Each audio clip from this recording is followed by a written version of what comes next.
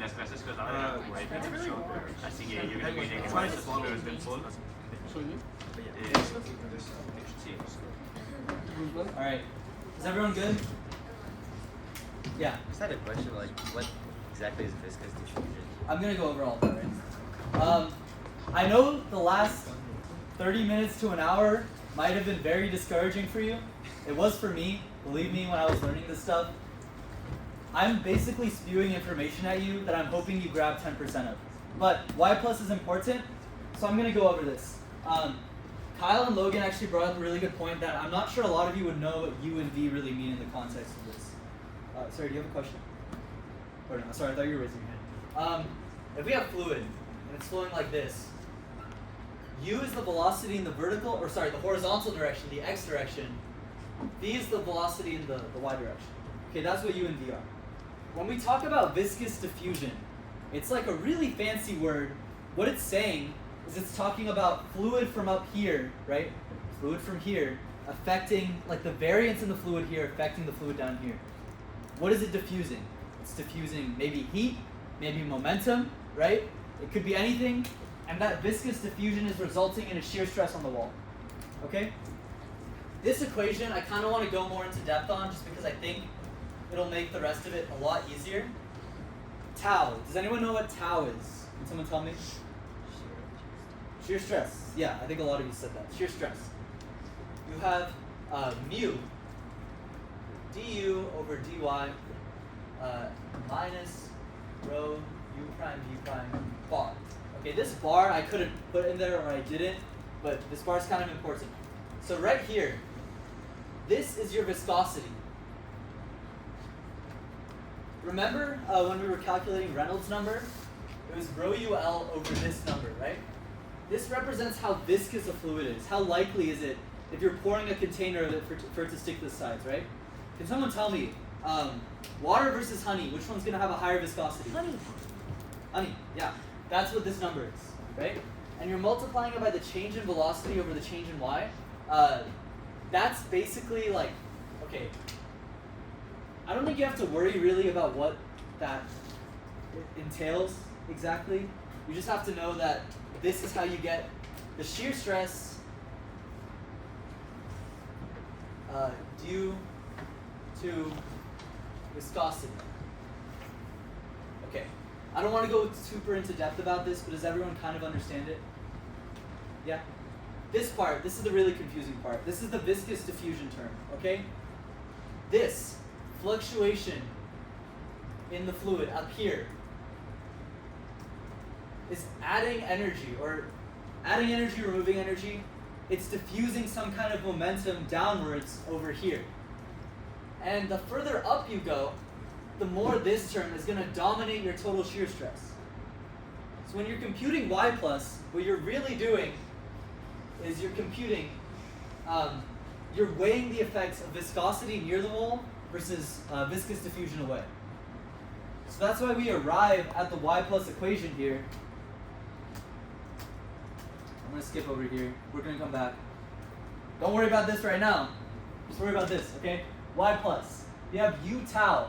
What does U tau represent generally? It's the something velocity. Shear, friction. Friction velocity. You have friction up here, and you have this nu. Does anyone know what this nu is? Like this? Yeah. That is kinematic viscosity, and that is that represents momentum diffusion. Okay. What it really talks about is it's talking about how well a fluid is able to hold itself up under the effect of gravity. That's like the best explanation I could find for it. Okay. Yeah. This diffusion versus friction times your y, and your y is how high up you are. It's a way to non-dimensionalize this y. Do we have any questions about y plus? Quick question. Why do we have two viscosities? Like, how is that one up there different from you? Sorry, what do you mean? What are the two viscosities? Didn't you say that was like kinematic viscosity? Oh, kinematic viscosity, yeah. Yeah. Whew. These are related by an equation like this. You're dividing your viscosity term, your dynamic viscosity, by your density of your fluid. Okay. Yeah, this is the relation between them. Okay. Now I kind of want to do this first and then go back to what boundary conditions are. Is this okay with everyone? Cool. I'm gonna need a few volunteers. I'll start with one. One volunteer. Omar, you wanna give it a shot? Okay, come up here.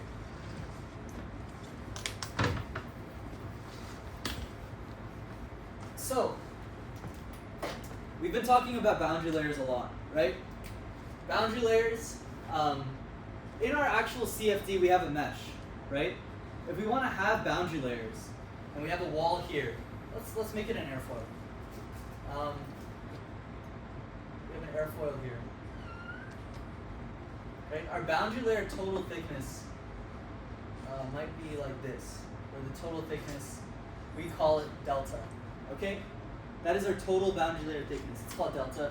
You can see it right up there.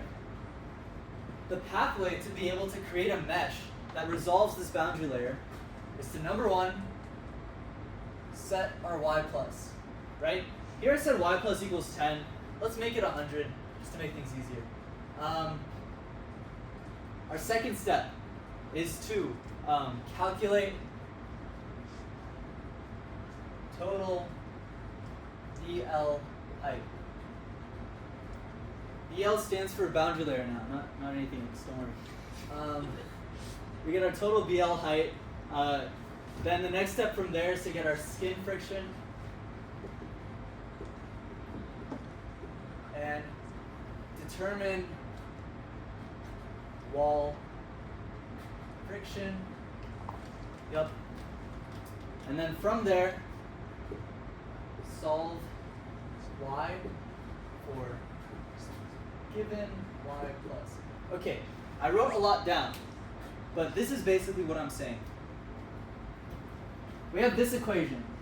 What are our knowns? What did we set? We set y plus, correct. What else did we set? It's not written here, but I gave you the altitude. So we know our density, given your velocity, given your chord length, we're given our dynamic viscosity. So what are we also given? We're given all of those things. Any questions? Yeah. Is that Reynolds number? Yeah, exactly. We can divide this together, and we're basically given our Reynolds number. Now, if we have our Reynolds number, and our x is our chord length, what can we calculate?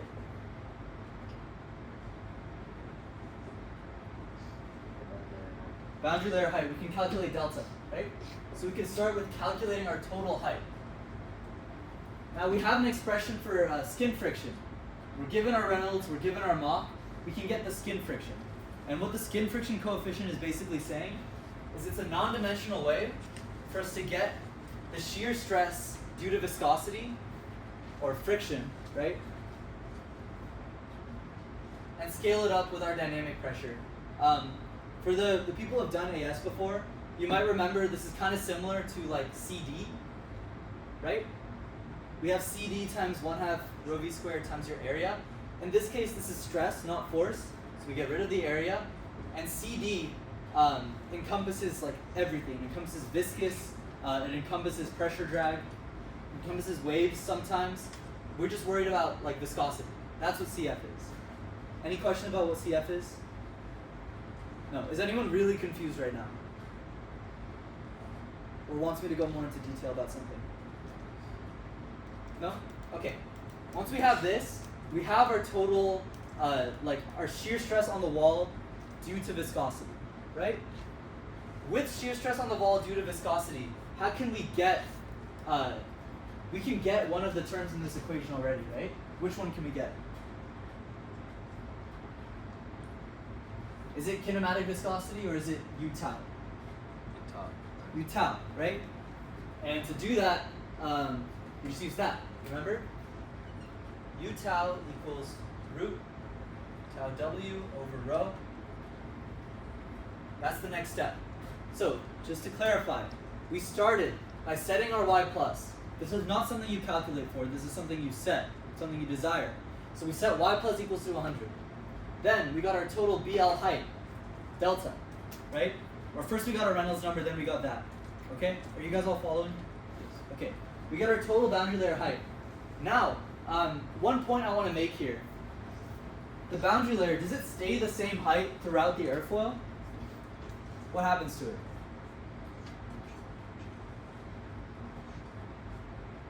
As we go further along the airfoil this way, what's going to happen to our boundary layer? It increases in height. So instead of something like this, it'll look more like this. Yeah?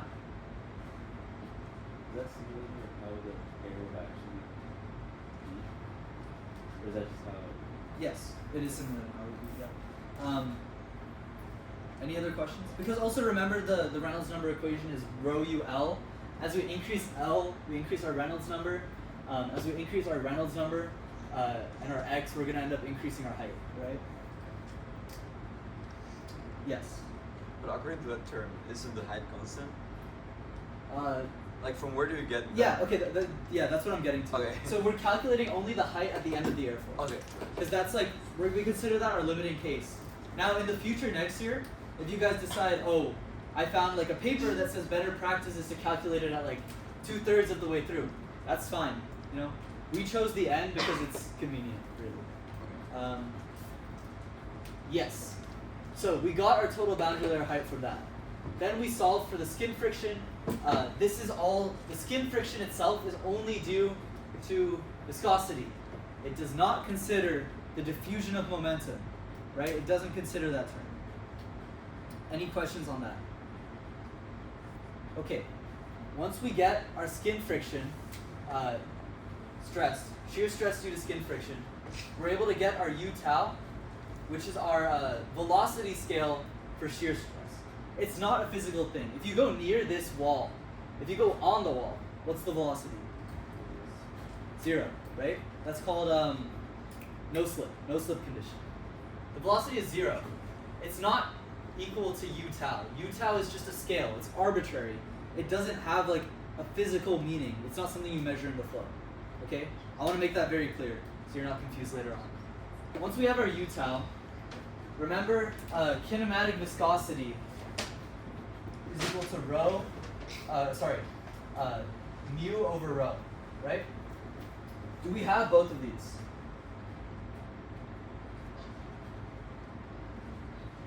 Yes, right? Because we have our altitude, so we can get rho and mu. We have both of these, we can get this, and from that, we can solve for our y. We have our y plus, we have our u tau, we have our kinematic viscosity. See, it's like kind of hard, but it's like low-key not that hard.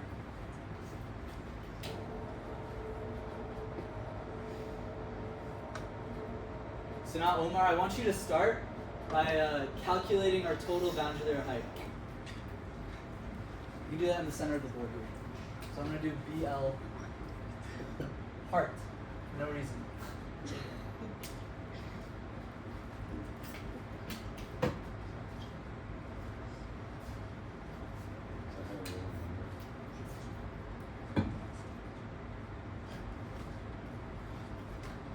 What's the XD of that? Oh, that's a good question.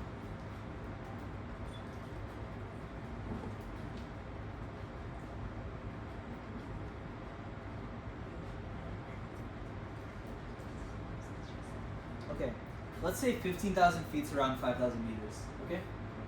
So we have rho equals 0.7364. And would you mind like writing rho equals, Oh, yeah, it's yeah. like up here?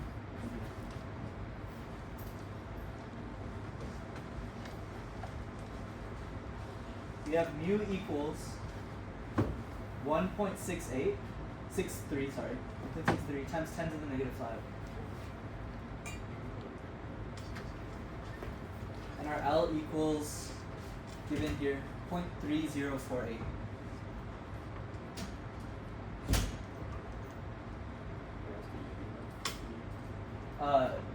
Here, Newton seconds per meter squared. It's Pascal seconds.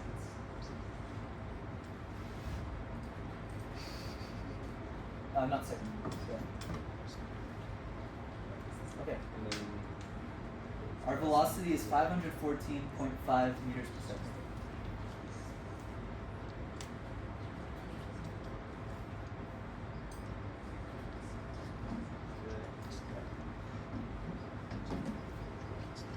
Yeah.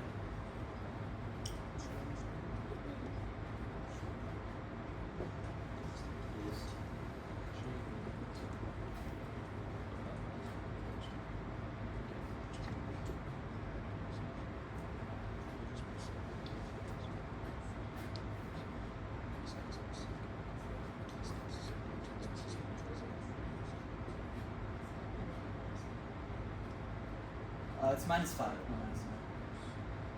-5. -5. 10 to the -5.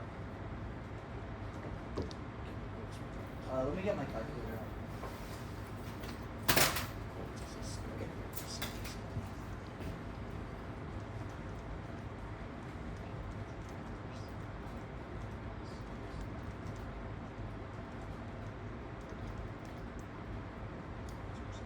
So it is 7,000,000. 84,000, so 084. 782. That is our Reynolds number. Okay. Now I'll have someone else. Can someone else get me the boundary layer height? Or you got it, trust. You got it. No, I'm like very sick. Please don't make me do anymore. Okay, who wants to do math? Yeah? Okay, come on. Is that like a number that you'd actually just like Yeah. a Reynolds number? Yeah. You'd see higher in the rocket, right? Because our length is huge. So I'm not sure I fully understand the bound layers. Like when you said your y plus, it's like it's a fixed height, right? It's non-dimensional. Okay. So you're setting basically what region you want to approximate. Okay. If that makes sense. Yeah. Is y plus your boundary layer? Y plus is what informs your boundary layer. Remember, I'm gonna change the slide real quick. Sorry. Y plus basically tells you what layer you're resolving. Okay? So if I set y plus equals to 100, I'm saying I want to be in this log law region. If I set y plus equals 1, I'm saying I want to be in this linear viscous sublayer. Okay? So y plus is not, you're not really saying, okay, I want this height physically. Y plus is not giving you a physical height. It's giving you what region you want to be in. Yeah. How do you know what boundary layer is like what you would just like stop calculating, or is like would you assume that's like the point where like the fluid isn't affected by the body anymore, or like Yeah. So the boundary layer height is typically, because if you like, sorry, I'll bring you back to this. X is the coordinate, yeah. So your boundary layer height, you can imagine, like theoretically, if I had this table and I had flow going around it, there's really no limit to the height at which this table will affect the flow. It just starts to kind of asymptote, right? Typically you define it such that your velocity is 0.99 of the free stream. So let's say I'm moving at 10 miles per hour here, like this whole air is moving at 10 miles per hour. The height at which the flow is at like 9.9 miles per hour, that would be my boundary layer height. Does that make sense? Okay, so that was good. Yeah, I know this part's this is the hard part. No, it's okay. Do you want my calculator?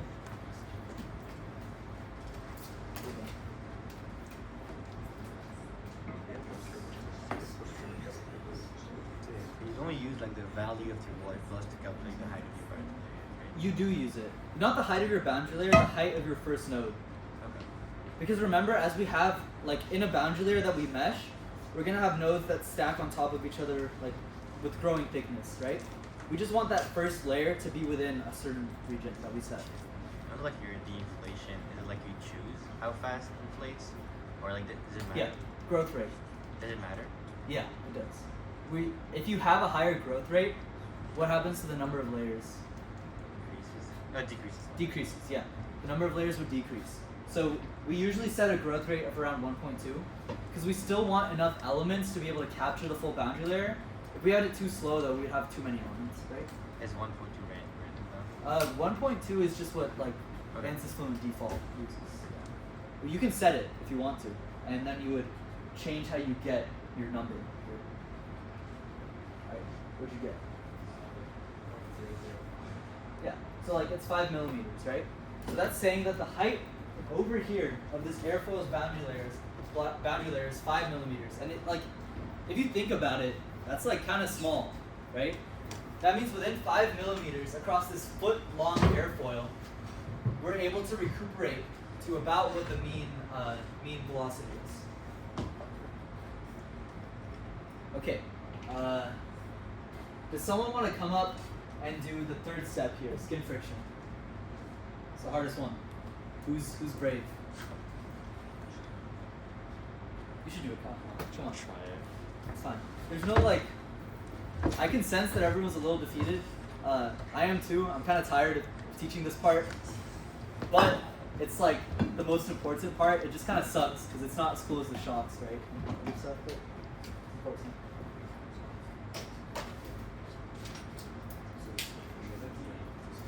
Yeah, you can calculate it over here. So right here, skin friction is the part of this that is not analytical. This is purely experiment driven. This is guys with a wind tunnel, and you'll notice if you go to like any solver for boundary layers online, they use different ones. I'm pretty sure this one's called Pranzel's Shitling. Probably not pronounced like that, but like that's how it's spelled. It's like Shitling. But oh wait, have you guys seen the Arby's Chitling burger? Alright, wait, I got you. Why are you showing it? This is important for the lecture. What the fuck? Hey, that's the Oh, yeah, it's oh my roasted god, what is that? It's roasted chitlins. Okay, anyway. How is that related? Wait, what was I saying? Oh yeah, this is Shitling. Okay, this is Pranzel Shitling. This means two guys, Pranzel and Shitling, were in a room with a wind tunnel, doing a bunch of flows and being like, oh yeah, this looks like about right to get the skin friction. It's like BS though, right? Like, that's kind of unsatisfactory, but that's how it works. There's like a billion of these. Some are more simple than others. I found this one is like one of the most reliable ones because, especially if you're doing supersonic, it's pretty reliable to get you a good skin friction coefficient. Yep. Pranzel's a good guy, yeah. I was looking at you. What's the Reynolds cutoff? It's a good question. Do you remember from 105D what Reynolds cutoff is? Okay. Does anyone remember from 105D what Reynolds cutoff is? What do you mean by cut off? My bad. Reynolds cutoff is the Reynolds number for it to become like fully turbulent. Oh. It's like 4 to power 5? The thing is, you guys are both right, but for different cases. You're saying like 20. It's like 2300, right? That's for a pipe flow. For it to be considered laminar flow, it has to be below 2300. But Reynolds cutoff differs for every like different case. Over a flat plate, does anyone remember what the cutoff Reynolds number is? You should remember. What is it? 5 times 5 to the times. Or sorry, 5 times 10 to the fifth. Yeah, 10 to the fifth. Yeah. So there's a bunch of different cases. This is a way to get your cutoff Reynolds number. Good. Correct. Oh wait. 非常棒. Thank you. 非常棒. Yeah, it's the same as the unit for energy stress. Let me just make sure we're on the right track.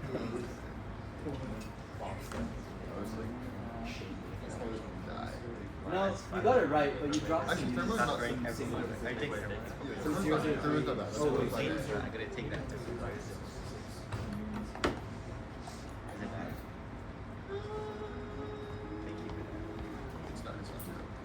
What? Yeah, professional. I would never do that, Gal. Oh, I know. I like the shirt. So, Like a lady. for this one, you use the minimum between the cutoff and the flight. Yeah. So what was the cutoff? I got $12. Huh? What? It's around. Oh, that's because you didn't compute it. I forgot to ask you. Is that my Sorry, I compute the Reynolds cutoff. You didn't do anything wrong. anything on C I have here. It's just your characteristic. Sorry. It's just K is your surface roughness. There's so many. Wow, that's not just Oh, okay. You you get Dude, like.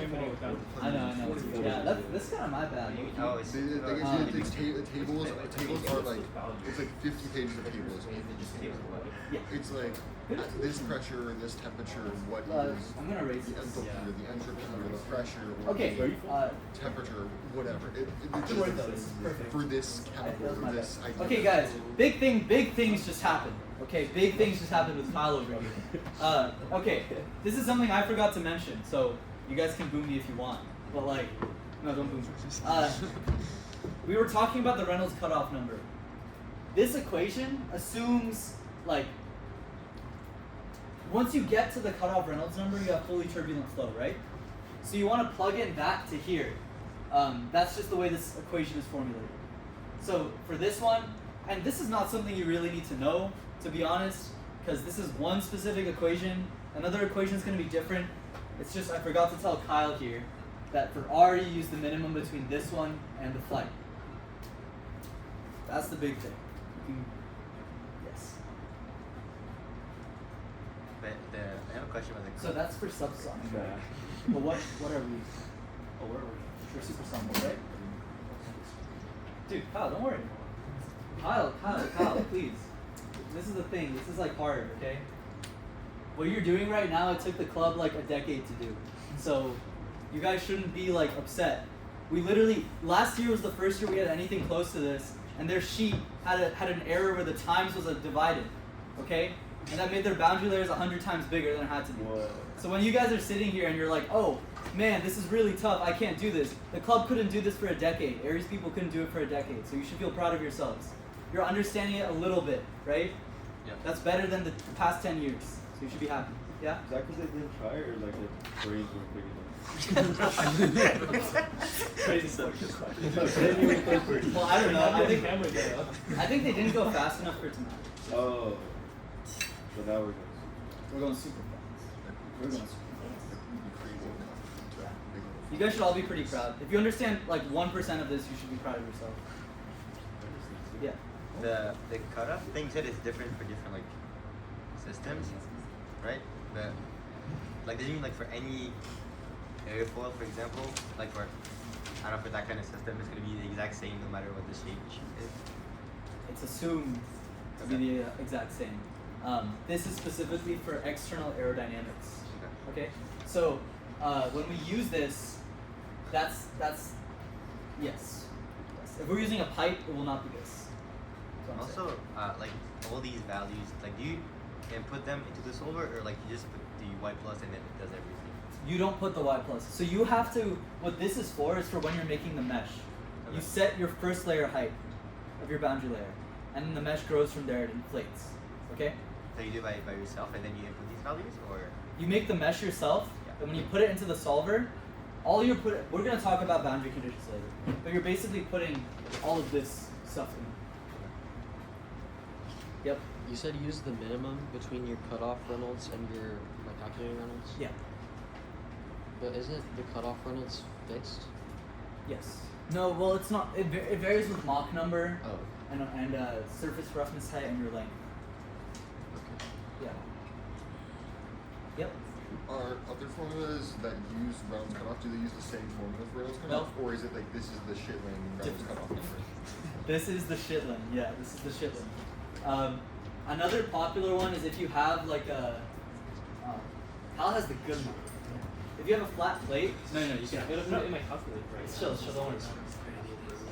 If you have a flat plate, you're assuming that the Reynolds cutoff number is 5 times 10 to the 5. Right? There's different cases, and they're all experimental, which makes them all stupid. Yeah.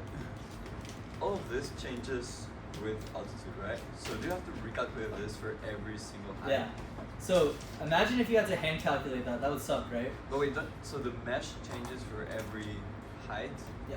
Okay. So you have to run a different sim for every height and every speed, because a rocket accelerates as it goes up, right? Wait, and how many different heights do you calculate?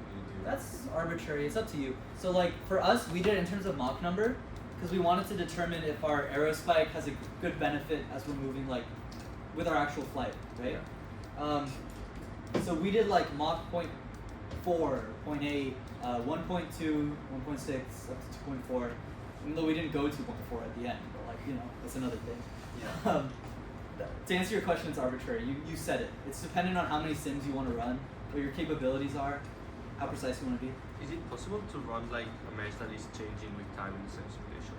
Yes. It's hard though. Okay. I haven't been able to do it, but if one of you want to take a crack at it next year, I'm all for it. What was the question? If you can make a mesh that varies with time. What I tried to do at the beginning of the year is create, what you can upload into ANSYS is you can upload like velocity profiles, right? And then you would run a transient CFD. But the thing is like, my shitty little 16 gigabyte laptop, it struggles with one sim. Imagine if I have to run like 1,000 of them at 1 millisecond intervals. It's like, But can't you like apply to UCLA computer or something? sorry? Can't you like apply to UCLA computers? I tried. I didn't try very hard though. Okay. I kind of gave up, but like, you can. They have like computing cores on campus. They just suck. Cause like, imagine you have a sim set up, and then it starts to diverge, meaning the residuals start going like boo boo boo boo boo. You don't see that it diverged until like 12 hours later, cause it's just running in the core itself, right? There's no like visual thing for you to see. So that sucks, right? You can't like just cancel it and change it and rerun it. It just kind of sucks. Yeah.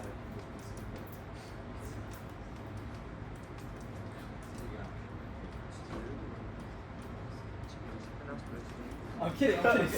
This is great. Dude, can we all give Kyle a round of applause for this? Yeah, but like, look at this, man. When you came in here, did you think you would be doing this? Not at all. Not at all, right? You did it. Good job. Wow, I'm so positive. Look at me. All right. Now, last step, and this is the most important and the easiest one. Who wants to calculate me my first layer height? It's easy, I promise. I promise it's easy. I promise it's easy, I promise.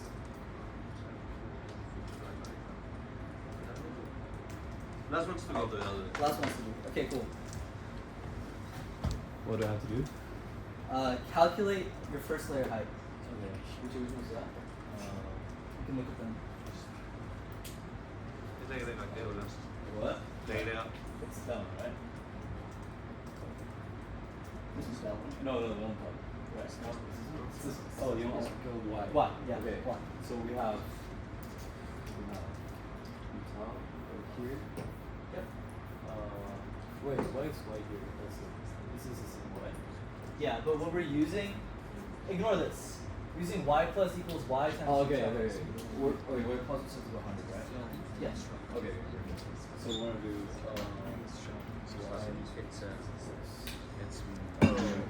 how do we Sorry, one second. Huh? Oh, yeah. Honestly, this is honest, I thought so we just Yeah, but think of like doing by yourself when you have nothing, no resources. So you have to calculate. It's something. Like he's making it really easy to do right now. 'Cause, Oh, like, he's yeah. putting all the steps No, in, but yeah. What's your question? Just to confirm, like, the y plus is something that we set at the start. Yes. Based on the Yes. That was actually like my biggest confusion when everyone was trying to teach this to me, because I was like, how do I get like y plus? What does it really mean? It's just something you set depending on what region you want to be in. So do you run sims for like the first section and like the section that's log, or do you run it only for like one y plus value? That's like one of the main limitations of our CFD, is that we assume like one y plus value when in reality this boundary layer grows, right? But the reasoning behind that is that over here we assume that it's going to have the thinnest first layer, and then we just allow it to be the same throughout the whole thing. If you had the boundary layer actually grow, like just think about what the mesh would look like, and you can kind of convince yourself that if it encounters any kind of irregularity in the rocket, it's going to kind of go crazy, right? Like it won't be able to be smooth because it's discrete and it's trying to follow a smooth thing while growing at like, different paces along the whole rocket. Yeah. Does that answer your question? Yeah. Cool. Yeah. Why do we use the smaller Reynolds number between the cutoff and like the calculated one for specific conditions? Good question.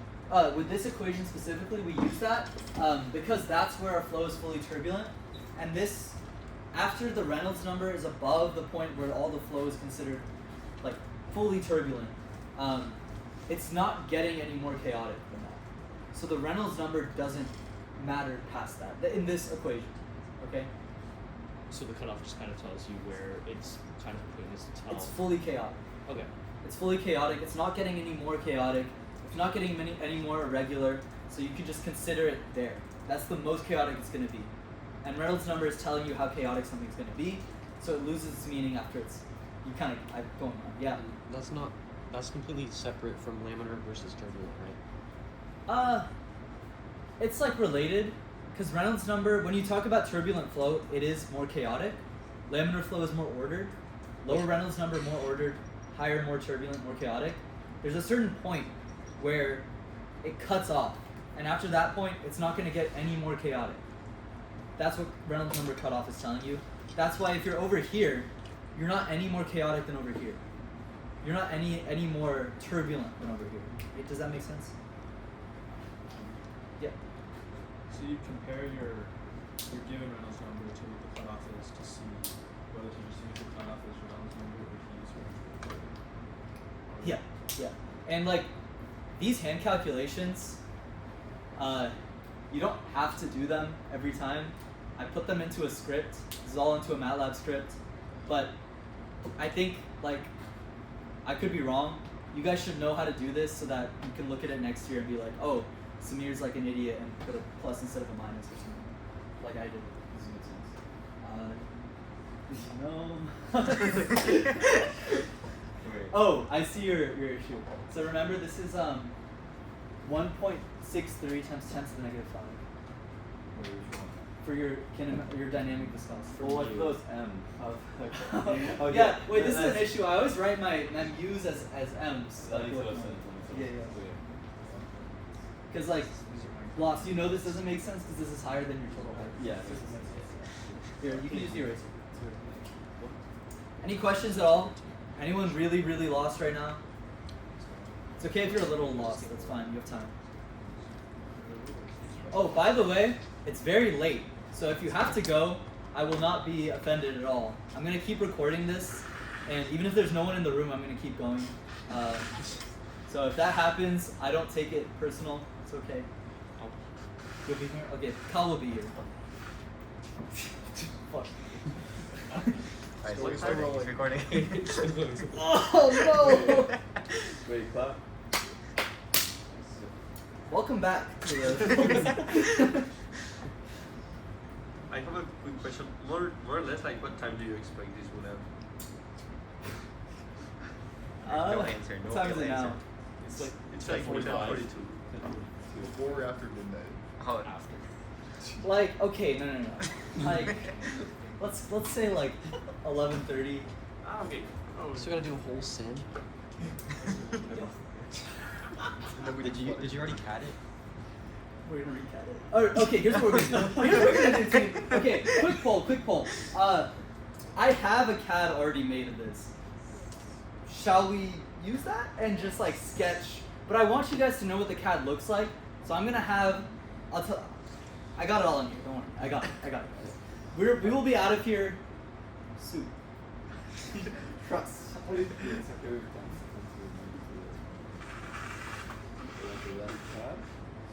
Oh, you have to use this. Oh, I don't know. This is like the negative, and this is the subtraction. So things are subtracting from. Wow, Which doesn't make sense. 2.213 times 10 to the negative 5. So like even nice. I appreciate the input. But actually, Business stuff. I like the way you're thinking, but you made one small error. Let me show you what you missed. This times 100. So you get 1 times 10 to the negative 5.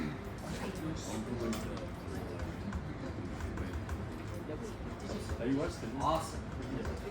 Alright guys, how are we feeling? I feel like the energy's back. Are we back? Are we back, guys? Okay, we're back. I want you guys to acknowledge what you just did, okay?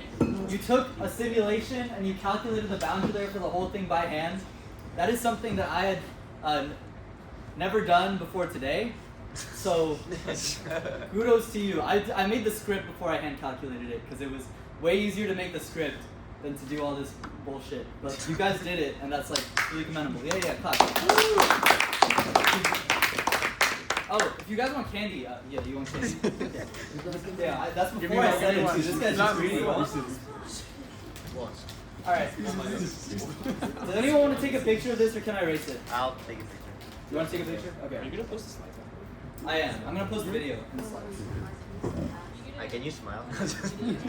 I don't think so. There's already a bad video of me in the drive, so it doesn't matter.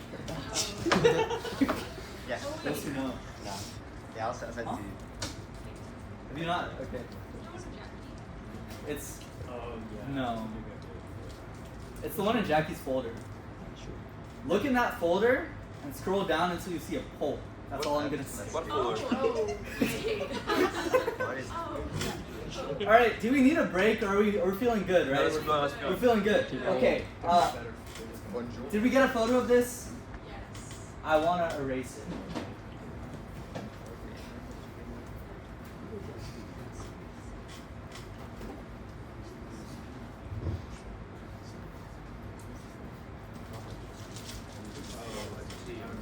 Okay, now unfortunately we have to go back to boundary regions and conditions, but I think that's pretty interesting and not that hard. It's pretty intuitive.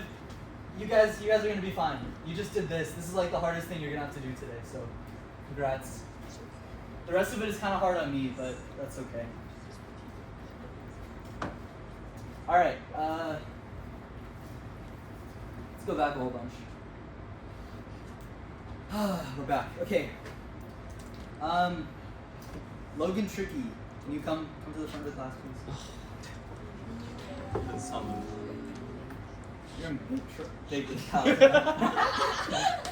What did I do? You're in big trouble. Draw an airfoil right here. Big, draw it.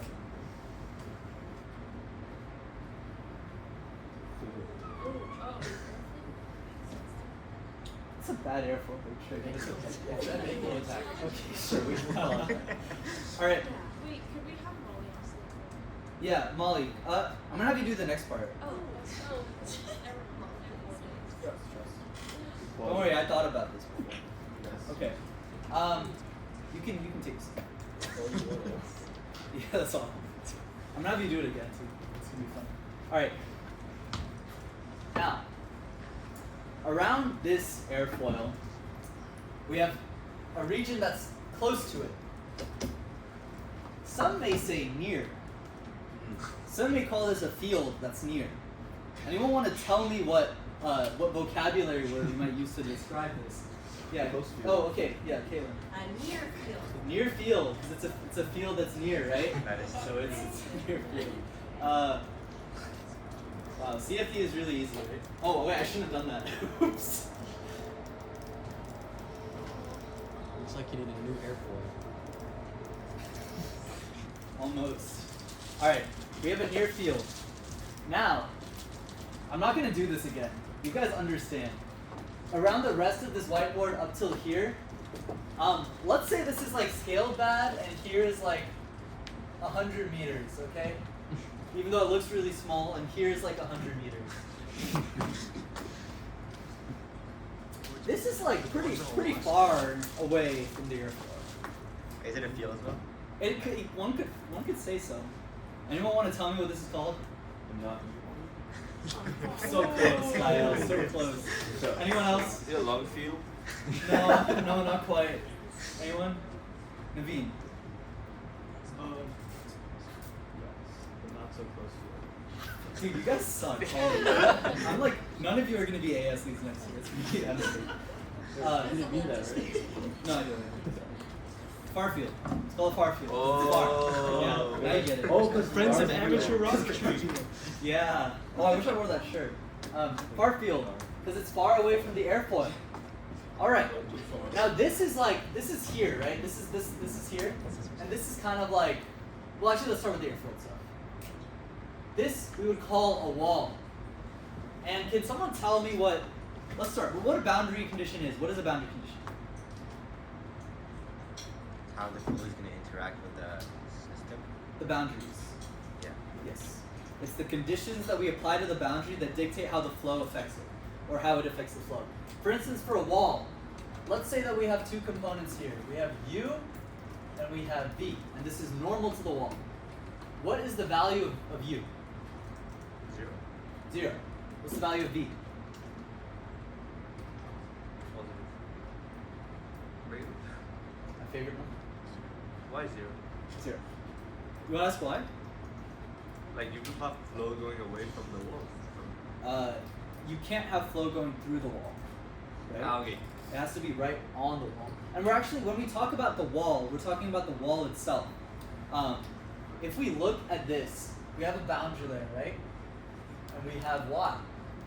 If we take the limit as y approaches 0 of Okay. u of y, we get 0 because at the wall's not moving, right? And the wall's not slipping. It's no slip. No slip. That's the condition. And then we have no flow going through the wall, so no through. So v equals 0, u equals 0. Yep, big things happening today. This is a wall, okay? The flow enters here. This is our inlet. The flow exits here. This is our outlet. Now, if any of you have been in ANSYS Fluent before, you will know that there's different types of inlet and outlet conditions. There's velocity inlet, pressure inlet, mass flow inlet, there's a bunch of stuff, okay? Whichever one you pick, if you pick velocity inlet, what do you think you're prescribing here? Velocity. If you pick pressure, what are you prescribing here? Pressure. And that's a constraint on the equations that your system has to solve around these nodes and across the whole thing. Yeah. So they want to try out as many constraints as possible to make it less computationally expensive. That's true. This is a really good point. The more constraints you apply to something, the more you have to know about it. Yes. And the more it's actually there's a certain point where you start adding too many constraints and the system becomes too hard to solve. Oh, I see. It's hard to, because the CFD is an approximation, right? If you're not allowing any variance in any of these Right. parts, you're kind of forcing your system into these very hard to fit molds that it just can't do very easily. So it'll be a bad result. You have bad results and diverges, Okay. right? Yeah. When you say velocity, when you just input the initial velocity, that's it? Yeah. You would input. Can someone tell me if we had a velocity inlet, what would our U be for our airflow case? Does anyone remember? 1.5. That's Mach. Oh. You got a good memory, man. That's great. 514.5 meters per second, yeah? And if we had a pressure outlet, what gauge pressure would we say that it's exiting exiting the system? Atmospheric pressure. Ambient pressure, so 0 gauge pressure, right? Yeah. There, those are boundary conditions, right? Does everyone get what I just said? It's really important to understand what these physically mean, and we're going to talk about one of the more complicated ones right now. Yep. Sorry, why is it 0? Gauge pressure? Because gauge pressure is with respect to atmospheric, right? So in Fluent, you actually set your atmospheric pressure already, and then you would set the gauge pressure at the outlet. Sometimes what flows do to better resolve supersonic without having a huge domain is they will prescribe something called a supersonic gauge pressure. I don't know why I'm telling you this. This is really complicated. Don't worry about that. I'm going to erase all of this now. And we're going to have Molly come up. Beautiful.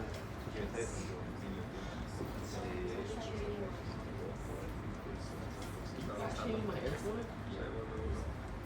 No, es que no tengo tiempo. Samir, did you hear this? He's fat shaving my air fluid. Kyle?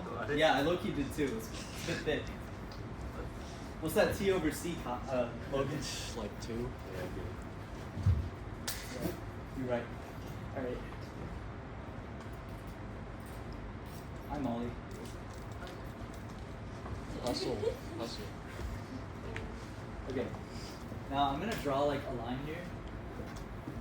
Don't worry about what this line means. Just draw half of an airflow over.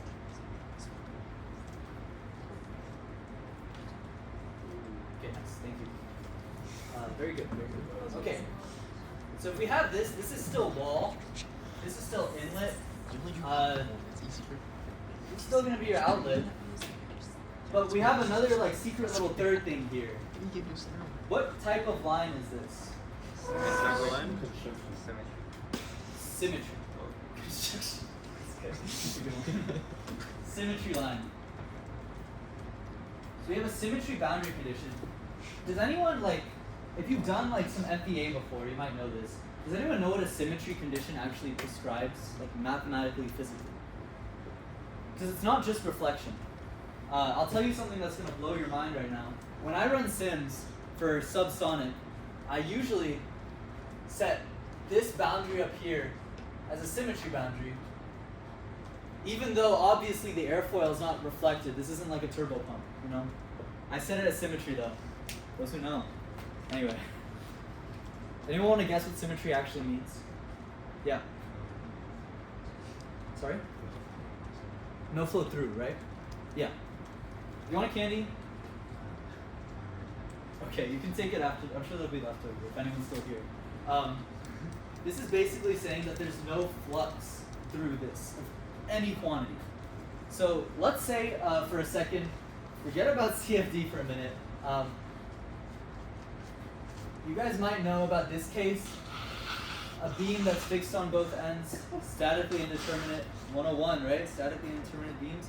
What we can do in FEA, slice this beam in half, then we have prescribed this symmetry boundary condition. That's basically saying that the stress field right here, if we were to model it, it might go something like, this isn't probably what it actually looks like, but it might go like this, where your first and third derivatives are equal to 0, right? That's basically saying that your stress is going to be continuous along this. Same thing with velocity. If we have a velocity profile or a pressure profile, I'm going to draw it bigger for where it's actually like where it's bigger. Let's say like it's like this or something, right? Or something like that. It's going to be reflected here. But the cool thing about symmetry is that since it's describing no change through something, if we put it up here at the far field area, we are saying that at the far field, there is no change in velocity through here. So we're saying here, physically, the velocity here is equal to the velocity above. Same with pressure. There's no effect of this geometry anymore up there. Yeah? Does that just like make it smoother at the far field? What do you mean smoother? Instead of having like a sharp boundary where the velocity just goes from U-infinity to non-existent, it smooths it out there? What's the purpose of the symmetry line up at the top? Yeah, that's a good question. It's kind of about smoothing, but when this solver is trying to solve something, we have to put some condition here, right? We can't just have this be here. The solver won't allow it. It needs us to prescribe something. Now we can make it a wall, like a slip wall, where it's able to move with a certain like prescribed velocity or something. But the easiest way to do it is to use symmetry, because we're literally just saying nothing changes above this line. So this marks our line where the effect of our geometry is not seen anymore. If we have a rocket, right, and we're moving like this, there's a certain point here where above it, we're not seeing any changes, right? We're not seeing this shock go through it. Symmetry would not do well with a shock, right? Because a shock has changes across it, and it'll keep propagating through it. That's why if you have supersonic, you need a really big domain to use symmetry. Any questions about this? Yeah, which distance do you set for the upper symmetry? Good question. Typically you do 20 times your chord length, LC. That's like a typical, like for this distance here, that's just kind of based on experience, right? If you look on any forum, they'll tell you 15 to 20. For our rocket, actually, I use a lot more. I think I have it like 1,500 inches away. It's 100 feet. It's pretty big. It's a lot of computation time.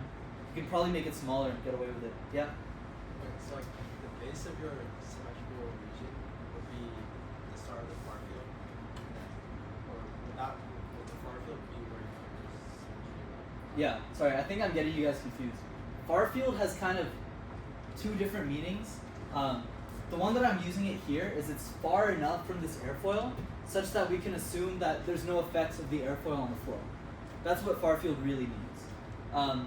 Now sometimes colloquially, people will just say far field to be like somewhere here, especially if they're talking about mesh refinement.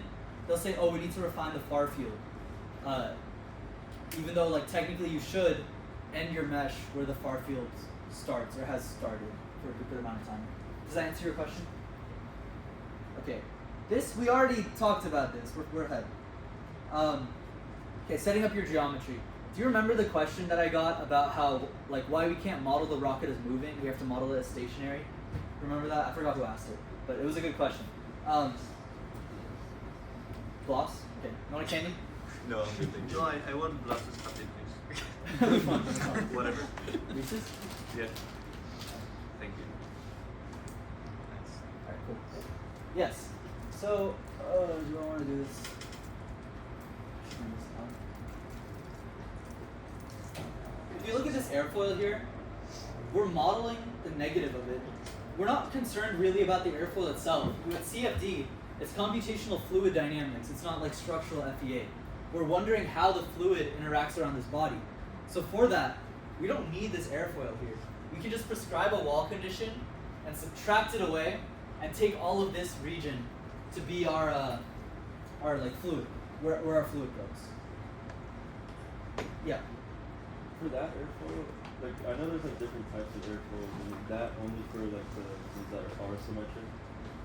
Or do we Yeah. just assume You mean like the ones that curve like inward? you're talking about me prescribing a symmetry here. Yeah. Yeah. Curve inward, that's called cambered airfoil.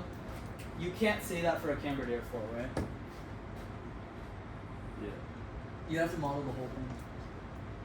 And there's also some information that we're going to lose if we use a symmetry condition. For instance, it gets significantly harder for us to get a center of pressure from this. And does anyone have any a rocket, the point of the fins is to create lift, right? To create lift, what do the fins need? Not pressure difference. Pressure difference caused by what? By different speeds. Angle of attack. It's caused by an angle of attack. Now, we can't use symmetry if we're doing an angle of attack simulation. And this really sucks for our rocket, because it's symmetrical, like the Sharpie, right? We can cut it here and run a sim with a quarter of the nodes, which means like a quarter of the time, right? And that's good for my little laptop. But if we're running it at an angle of attack this way, suddenly we lose being able to cut it in half twice. We have to cut it in half once. And if we run it at an angle of attack like this, where we have a fairing, all of a sudden we have to do the whole thing. And then it just blows up in terms of how much computation you need and how many points there are where we can like fail, right? And diverge. So yeah, all of that to say, we need a cavity or subtraction. We need the fluid area. This is easier to see if you have an example, right? So for external flow, you can see right here we have our rocket. This is where the fluid goes, and the rocket is subtracted out. So the fins, you can see them here, they're subtracted away. Everyone kind of understand this, what I'm saying here? This is the regen manifold, and you can see this is where the fuel inlet is. So we would set a boundary condition here. Anyone want to tell me what boundary condition we could set here? What do we know about our fuel inlet to a regen manifold? What are some things we know about it? M dot. We know our M dot. So we put a mass flow inlet here, right? And then you can see here we have this weird ring. This is where you can get really creative with CFD, because what we did at first, I'm gonna take credit for this because I did it bad and it messed up and it's my fault. Not we, it's my fault. I shift selected all of these little surfaces. These are all the channels, right? I didn't have this ring. Imagine it without the ring. I shift selected all of these channel outlets, and I was like, okay, mass flow outlet. Then I ran the sim, and we looked at the sim, and for some reason, one channel had all of the mass flow coming through it.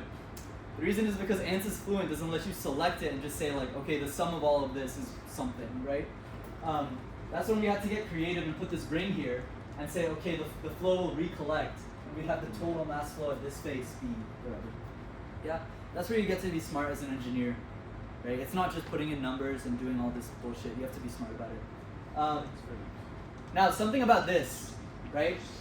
Can someone tell me, looking at this, I'm wasting a lot of my energy. I'm wasting a lot of my computing time. Why so? Anyone want to tell me? Yeah. You don't care that much of the flow behind the rocket, right? That's actually, you want a candy for that? That's not what I had in mind, that's true though. Okay, I'm good, thank you. Don't worry. Who wants a candy? No, that's it. You want it too? You raised your hand, man. Okay, whatever. Alright, yeah, that's true. We don't really care that much about the flow. We just need to set a pressure outlet where all of the flow will recuperate and we won't have to worry about this rocket anymore for the flow. But there's another thing that we could do. Yeah. Make that John axisymmetric. That's another thing. Actually, no, I'm not giving you points. Negative points. Thank you. Why can't you make it axisymmetric with the rocket? Because you're bearing on it, I guess you. Also, what did you make this year? What did you design? Fins and a nose cone. Fins. Fins aren't axisymmetric, right? Oh, there's fins on there? I don't see any fins. Oh yeah, there's these little slots, right? Oh, Go in. It's okay. Good guess. But why don't we care about flow behind the rocket? Because I thought we like have like a angle on the tail that very tail. Okay, yeah, this is, sorry for the confusion. We do care about the flow behind the rocket. We don't care about the flow like over here though, right? So we could probably lop it off. We just need it to be long enough so that all of the flow kind of recuperates. Since our rocket is slender, it should be pretty quick, right? It should like, the bulk movement and the viscous diffusion, remember that word? It should take care of that for us pretty quick, yeah? Sorry? You're saying the area in front of the rocket is too big? That's possibly true. Do you want a candy? These are all good guesses. I'm gonna give you the answer now though. We can chop it in half and have two symmetry planes, or one for this case, right? If you look at this one, you can see this isn't at an angle of attack. So if we chop it here, we can just half our computation time. With this one, it's symmetric across here. So if we chop it in half here, we can also half our computation time. And this is, with this example, I think it's pretty easy to see what what a symmetry boundary condition does. What we're saying is the flow is going here and no flow is coming out this way.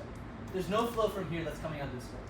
Same here. We're saying no flow coming out this way because the flow kind of meets like this, cancels out, and goes into that channel. Yeah. So you just double the result? Depending on what we're trying to find. Okay. Yeah. In this case, we were trying to see, we would take like a plane, cut it here, and see what the pressure in each of the channels are. In that case, we wouldn't double them. We would just like half the mass flow into here. Right. So we half the area. Yeah. Does that mean when like the flow goes towards that symmetry boundary, you just like disappear? Disappear. Like disappear. you No. You don't use it. The direction of the flow can be this way, but we're assuming that it'll cancel out here. So the flow like velocity here will probably be like around 0, right? Because think about what would happen if it wasn't in this channel. If it wasn't 0, then that means one side is winning over the other and pushing the other more, which we know shouldn't be the case. Yeah. So you're assuming that in that boundary, it's gonna like it has to reach 0 somehow. It doesn't have. It's more assuming that it's 0. We're assuming it's not changing after that boundary. Okay, no Okay. values are changing. Okay, so Remember, you don't get any bounce here, or anything. here, the velocity here is not 0, right? The air is still moving here. It's just not changing from here to here. Okay, And so- there's no flow going up through it. Okay. Yeah. There can still be flow going down this way, and there is, right? But or up, sorry, up the channel. I hope there is, otherwise that channel's like bad. Yeah. Right, but it's not like a wall slope because it doesn't back propagate, right? It just stays constant. It doesn't have to stay constant in this direction. It just can't. No, I mean like in the direction of like the In this, the right? boundary. Out of here, out of the page. No, like towards the left, to the left, right? I don't really understand what you're saying. I know Sorry. what you're saying. Okay. Yeah. Okay. Any questions about this? Hopefully you have a good intuition for symmetry now. When you can use it, when you can't. Yeah. What determines your cutoff height for the channels? Because I thought like since the geometry changes, you go on like the values will also change. We picked the. Okay. Here's what we did. We assumed that basically we wanted to give it enough space, like enough height, for it to kind of like recuperate and not have a lot of weird effects of like just entry, right? There was no calculations for this. This was kind of like vibes based. We didn't want to get to the throat because the throat is so small, or I'm sorry, not, I don't know if would you call that the throat of the channel? Okay, yeah, the throat of the channel, because it's so small, and your boundary layer would have to be really tiny, and you'd have like barely any area that's not boundary layer. So to answer your question, it's arbitrary for this. Yeah. It was just based off me and Luca looking at it and being like, it's good enough. And a V2, yeah. We already did this, so thank God. Oh, forget that. Okay. When we're meshing an airfoil like this, and this is kind of specific to an airfoil, but it applies to a lot of cases. golden standard for CFD is to have a structured mesh, or some kind of structure to your mesh. With our rocket, our mesh is very unstructured because there's so much weird geometry. It's hard to actually create like a mesh that could be considered structured in any way. With this airfoil though, what people will notice, and you'll see this on any forum, is if you slice the airfoil, this teardrop NACA airfoil, at its highest thickness point, it kind of looks like a circle a little bit, right? So like, it'll probably be okay if we just like put a circle here. Yeah, this is just a circle. And then we had elements this way, this way, this way, dot, dot, dot, here. And then for this part, this is like it's kind of a flat plate, you know? It's pretty flat. So let's just like slice the mesh here and have layers that grow outward and upward like this. Because you know, it's pretty flat. This change is pretty small compared to there. And then since it's sliced, it doesn't affect anything down here, any of the mesh. So this mesh stays structured. This mesh is pretty structured. This mesh is also pretty structured. Does that make any sense? Yeah? Generally? What I'm trying to illustrate to you is that a lot of this like meshing practice, there's no science to it.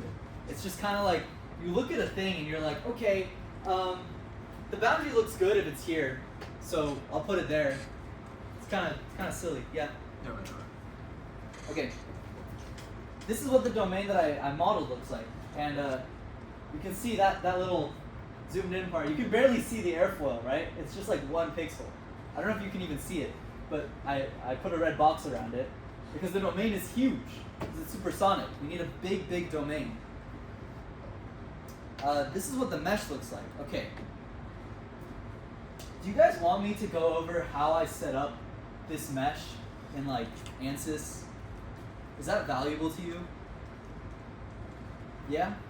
Okay. I think it's pretty valuable. Let's load up Workbench.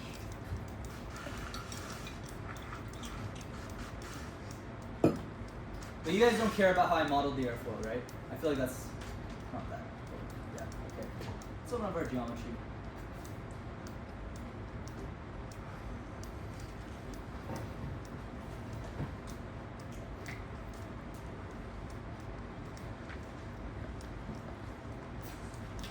I'm gonna close my Steam because I'm a little terrified of that.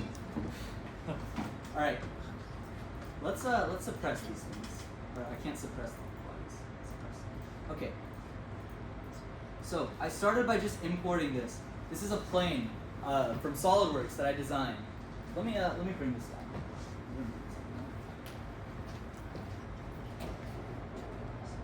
Is it like a DXF file?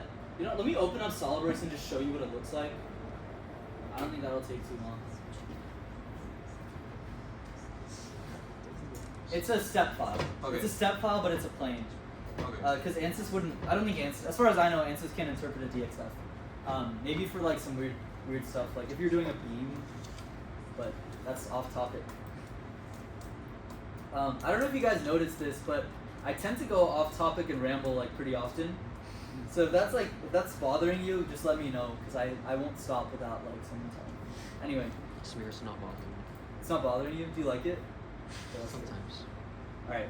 Now this is bad meshing, like modeling practice, by the way. Everything's blue, so I can just go like this and like fuck everything up. Or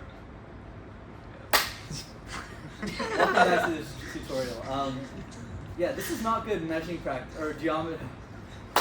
Welcome back. So this is not good CADing practice because everything's blue, and if I drag this, it'll really mess up my whole geometry. This is our little airfoil here. I have it modeled so that the maximum thickness is at where the origin is. This is just because ANSYS Design Modeler sucks. Every ANSYS CAD software sucks. And everyone who tells you it doesn't is like lying to you. They're all bad. The only decent one is Design Modeler. The new one is bad. Discovery's bad. Design Modeler is good. That's your takeaway from today. This is my equation-driven line for an airfoil. Aerodynamic surface people know this. A lot of you probably know this too. Yeah? Wait, it's a little off topic, but you know how when you plug the equation in for the airfoil and then like the tip ends up like a little bit higher than this part? Yeah, sure. How do you address that? Does that matter for this meshing? Well, the tip for are you talking like generally that happens? Yeah. Okay, I know what you're talking about. Yeah, what that means is that the software is automatically like kinking it a little bit, you know. So it should have, if you inputted the same X, it should be able to have the exact airfoil. You just have to drag it down and make it horizontal. So it's just like a skill issue. No. If you want to call it that, you can. I didn't say that though. Anyway, so you guys notice here, I have it at 480. What does anyone remind me? What is the chord length of my airflow? 12 inches. So I conveniently put it 40 times, or that's 40 times. Yes, good math. 40 times whatever the thickness, the chord length is. That's because I'm very scared about CFD diverging, especially supersonic. So I do that. Yeah. Do you leave your trailing edge as like a sharp tip, or do you round it? I leave it as a sharp tip. Good question. The reason I'm able to do that is because I'm modeling this with symmetry. So remember back here. I don't want to. Okay. Look at this. Is this good enough? You see how it's sharp here, but it's not affecting anything down here because it's separated here. If you modeled the full airfoil, what I'm about to do in ANSYS, I know I'm kind of going all over the place. What I'm about to do in ANSYS is I'm about to like chop this geometry up, like I said here. But if you had another side here, you could just chop it again here. And then that way this mesh doesn't really care about this mesh that much. It just minds its own business. So it's not affected by this sharp tip. Any other questions? Okay. Does everyone like get this geometry generally? I have the radius of the circle right where the origin is, and it aligns with the maximum thickness point, like I said. Any questions about this? No? Okay, so the left part is the front of the airfoil? Yeah, so the left, it goes from left to right. Okay, perfect. Yeah. And then what I do is I exit the sketch, and then I use the surface plane tool to create a plane from a sketch, and I get my plane. I export it as a step, and okay, fine, I'll save it. Then I end up here. I go to my workbench.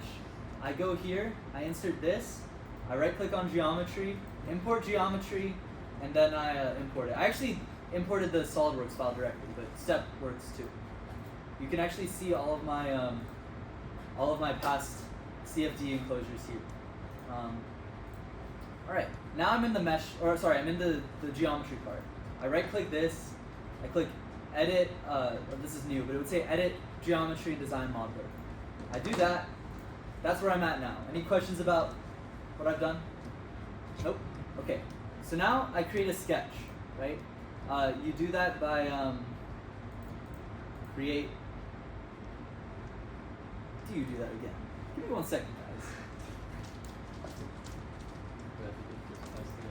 Oh, it's here, sorry. Yeah, you click this button. That's why, okay, this is really weird. Design modeler, guys watching, think about this. There's no like create sketch, and that really pissed me off, but you have to know to click right here for the sketches, right? So I created my sketch, then I go, the default is to be in the modeling toolbox. I go to the sketching toolbox, and I create 2 lines. You guys remember those 2 lines that I created earlier? I'm just making those. I'm making one at the origin, so that it goes all the way through the maximum thickness point of the airfoil, and that's separating my my circle away, right? And I'm making one at the trailing edge, because we're assuming the trailing edge is flat-ish, you know, and we want it to mesh independently of everything else. Can someone tell me what would happen if I didn't separate the mesh here? Anyone want to take a guess? Yeah. Wouldn't it be like much more unstructured? Much more unstructured, and it would build out this way. It would build out like this. Yeah, exactly. Because it would try to be normal to this surface. Right. Does everyone get that? Yeah? I haven't heard from you guys in the back a lot. Are you guys following okay? Yeah, okay, cool. Awesome.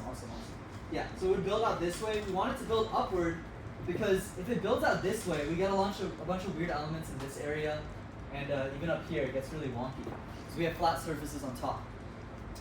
Does everyone get that? Awesome.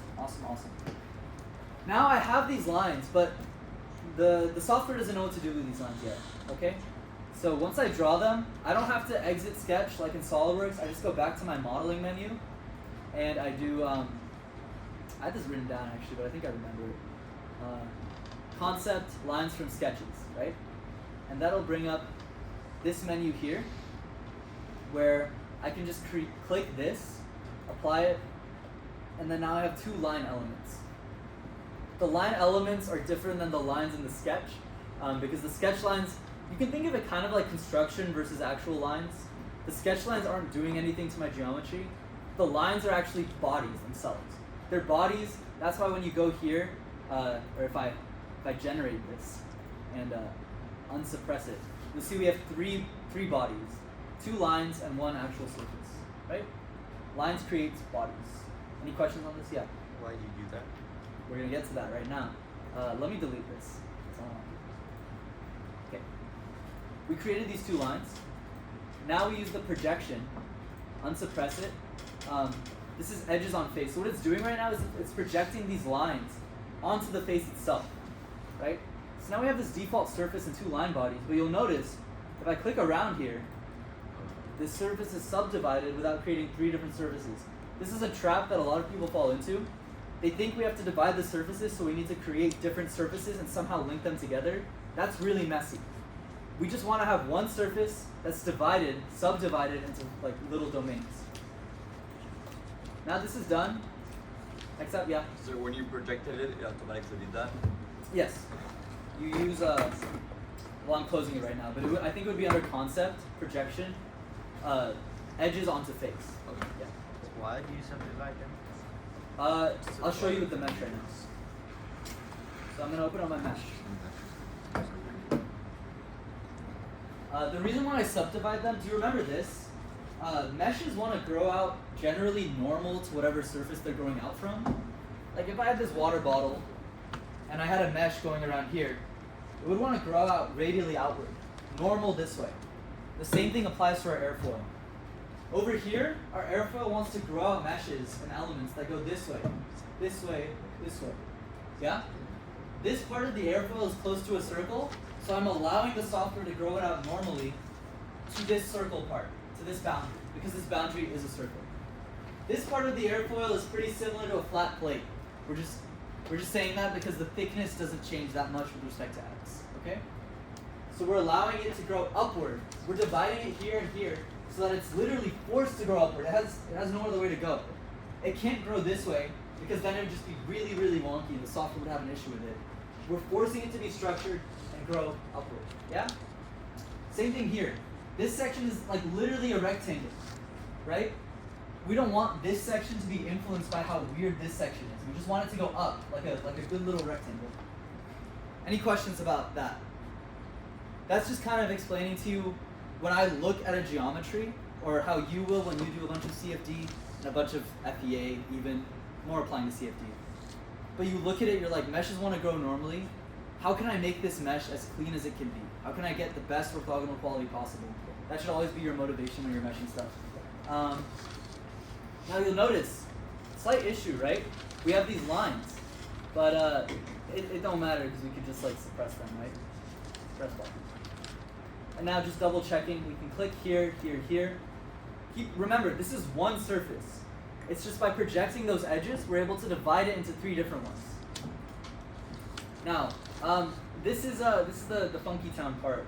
Oh, that's not, yeah, that's the funky part. All right. Let me see. I'm gonna try to recreate the edge sizing that I used. Let me just remember what I did so we can get the same results. This. Cool. All right.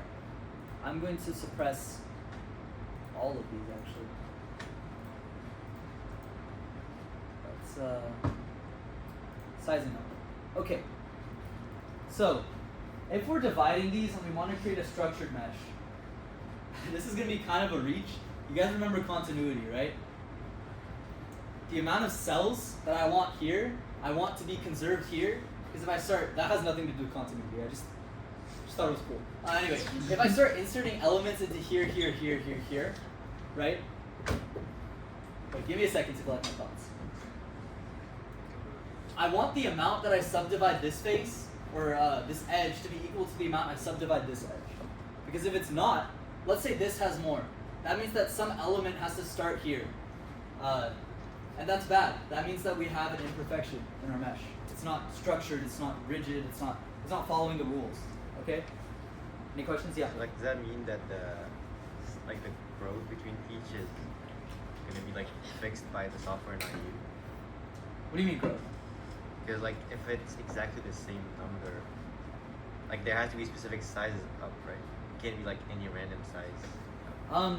When we set the specific, like, we're gonna talk about growth when we get to these faces, but what does that mean? Okay.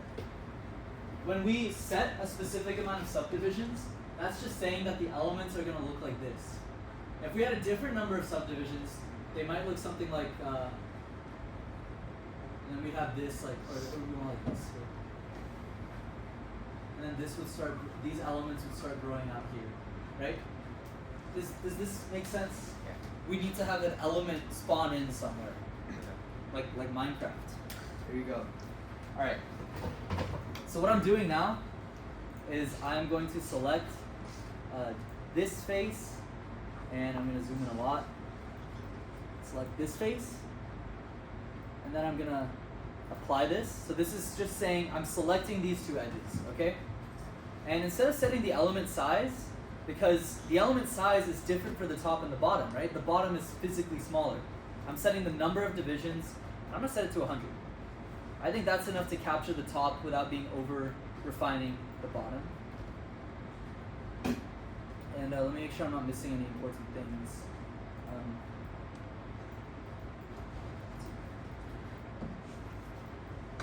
Oh yeah. Yeah, no, we're good. Okay, yes. So I have 100 here, 100 here. Yeah? Does anyone have any issues with that? Nope. Cool. Next, I'm going to create another sizing element, and I'm actually going to select these two. Because, think about it intuitively, those also have to have the same amount of divisions, right? Yes. Type, number of divisions. Let's set it to like 300. I don't know what I set it to earlier. Let's set it to 300. And now we're going to introduce something called bias. And this is pretty important. Bias. So this really confused the hell out of me last year. I couldn't get my mind around what bias is in meshing. You see these dashes? This tells you the direction of the bias. So let's take a look at all of them, or some of them. If we have it like this, that means that there's a smaller element here because there's less dashes, and it grows to be more dashes here, so larger elements, right? And I'll draw it on the board in a second. These two are like pretty much the same, they're just flipped, which really doesn't matter. This is saying that it's smaller here, and gets bigger towards the middle. This is just the opposite of that, okay? Not important. It is important, but it's like kind of arbitrary and stupid. Where's this? Do you guys know what bias is? Do you want me to draw something that kind of helps it? It's fine. It's fine? No, I'm gonna do it. We have a line, and this line gets meshed, so it has nodes. Nodes are part of a mesh, yeah? If the bias looked like this, big element here, smaller. It's smaller this way. But the thing is, like, this is vertical, this is horizontal. This could be wrong. What we're able to do in ANSYS is we're able to apply this, and let's say the bias factor just basically tells you how strong it is. So how much bigger do I want it here compared to smaller here? That's the factor. A smaller factor will mean it matters a little less in the meshing. So I have it here, and I can zoom in and see the growth. So, do you guys see any issue here? Yeah, it's flipped. It's flipped, right? Up here. It should be getting smaller as we get closer to the airfoil, because we want this to be our inflation layer. Right. Now this is the big woohoo moment. This is how we get inflation layers for airfoil meshing. We use biases. This is what the whole thing, remember all that like pain you guys went through to calculate the boundary layer?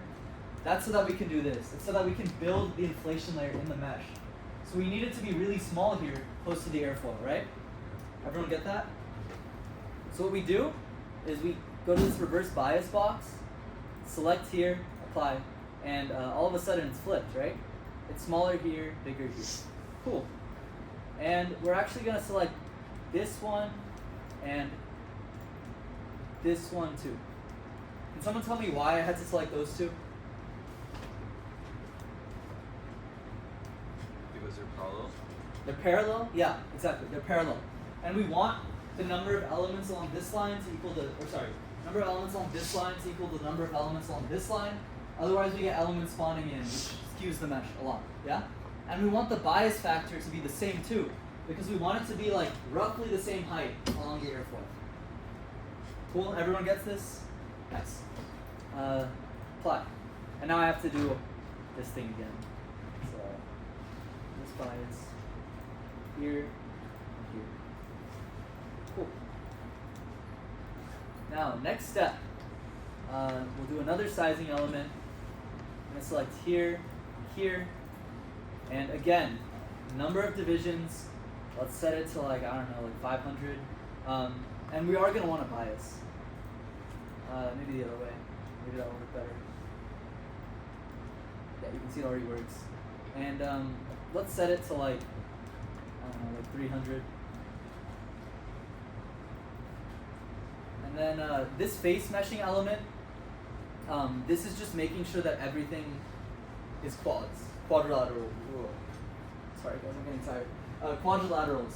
We want every element generated to just be quads. Yeah? Just, sorry, I was paying attention for a sec, but like for the edge sizing, is there any like science behind determining the width of the edge, the mesh nodes? You mean like the number of divisions? Yeah. Right? There is, and you'll see it in a second. I'll be honest, like typically when we do rocket 2D meshes, we use inflation layers, but when you're doing a structured mesh, you can't use those. Like, you can't use an inflation layer. You have to use these biases to get really small close to the wall. So what we're gonna do when we run this mesh is we're gonna look at it. We're gonna take our little like cursor and probe near where that node is and say, what's the difference between the airfoil and that node? What's the boundary, what's the y there, right? How close is it to our desired y to get to our y plus? That's how we're gonna do this. Did that answer your question? That's what affects that. Yeah. Okay, let's unsuppress this, and generate our mesh. But wait, what about when it's not on the wall? What if it's at the far field? Sorry? What if you're sizing for the far field? The far field? Yeah. Like, what number of elements do we want? Is what you're saying? That's kind of arbitrary, except you want to get to your orthogonality like criteria, your quality criteria. You want to have a good quality mesh, right? The smaller the elements, generally the better the mesh is going to be, the better the quality is going to be. So that's how we base that. And I forgot one edge sizing. It's not the body sizing. Thank you, Vinces. It's actually between this part and the top part, because we want it to have the same number of divisions for that, right? Set it to 100. And let's generate our mesh.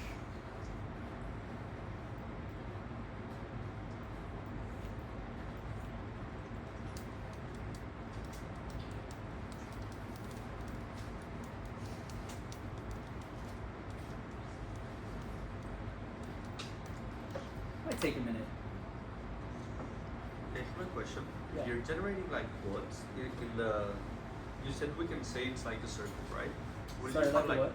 Like we're modeling that as though it were a circle, but we're applying like quads. You said, right? Yeah, quads. So wouldn't you have like this Yes. tilted edge Yes. with like a sharp square? The square can have tilted edges. Oh, okay. Yeah, you'll see Okay. it. When we say quads, we just mean something with 4 sides. Like it's not. Oh, it typically doesn't you'll have to never. be like actually. It doesn't have to be like that. Yeah. It can, Okay, be, okay. it can be like that. We'll see.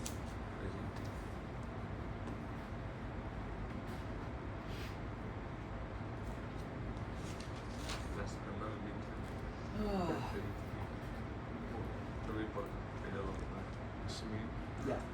At what point during meshing should you like realize you did something wrong, like if it's taking too long? Oops, I'm opening Discord apparently, guys. I don't think so, but I don't know. My computer might crash. Yeah. If I run to get food right now in 20 minutes, will you still be here? I mean, I'll be here. Alright, will the lecture still be I hope not, but I think so. Here's what I'm gonna do. Instead of going through the process of going back and forth to determine our biasing factors and stuff like that, I'm gonna go back to the old edge sizings I did, but just know it's the same as what we just did, just like size properly, okay? It's the same. If we ran that, it would have generated a mesh, it would have been cool, it would have probably worked, but we'd have to redo it to get to our desired Y, okay? Wait, to get to your desired Y, is it just like trial and error? It is for this. If you use like a rocket and you have like an unstructured mesh, you can generate an inflation layer and then actually specify your first layer height, and it'll do that too.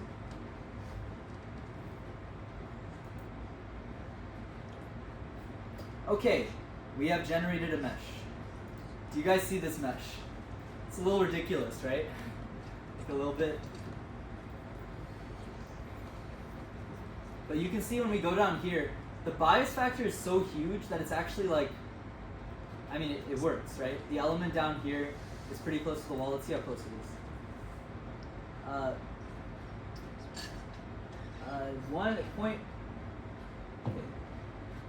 0.157, or let's do it here.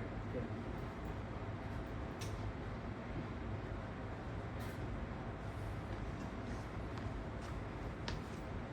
Point 25329. 0.25959.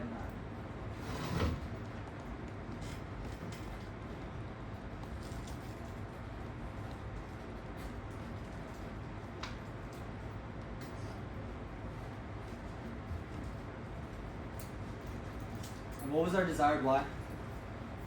It was 1 times 10 to the negative 4, right? Yes, for sure. Pretty close. So that's how we generate inflation layers for a structured mesh.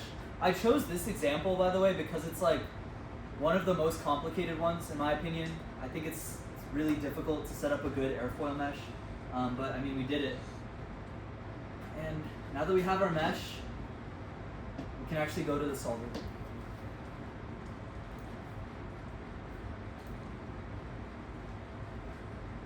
Do you guys feel like you want a little break? I feel like a break is worse. It's worse? Damn.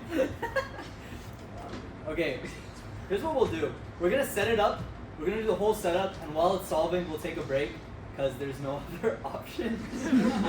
And yeah. Or while it's solving, if I can, I'll keep going through the presentation. Yeah guys, I'm really tired, but thanks for sticking with me.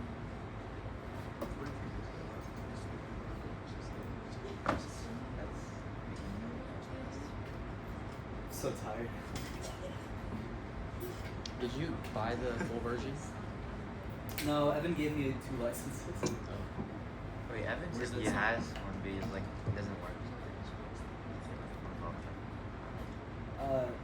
Yeah, you can ask over the summer. You can ask the president, Emily. You can ask her for a license. Wait, he gave you 2 licenses? He gave me one in case one of them doesn't work, because I kind of needed it. I think I use ANSYS the most on our team, I'll be honest. Oh, cool, that's a good sign. Do you guys want me to play music while we're doing this? Would that help you? Yes? Alright, That'll wake us up. That'll wake us up. Actually, yo, look him down. Oh.